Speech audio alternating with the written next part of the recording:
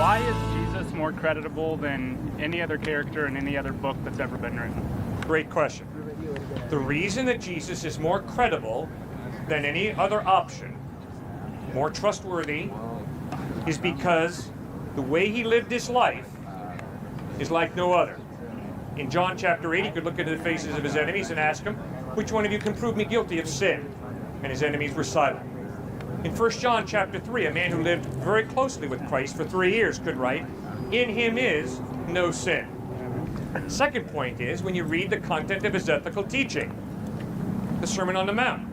As Robert Cole, psychology professor at Harvard, put it, all the writings on ethics over the past 2,000 years are simply footnotes to the Sermon on the Mount.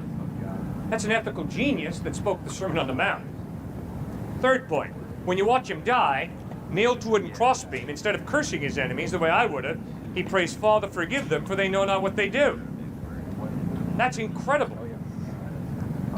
Fourth point, and most important point, is 3 days after he dies, he physically, bodily rises from the dead, and over a period of 40 days appears to over 500 people who see him different times, different places, risen from the dead, and those eyewitnesses die, not for their belief. They die for what they claim to have seen, the dead Christ risen from the dead.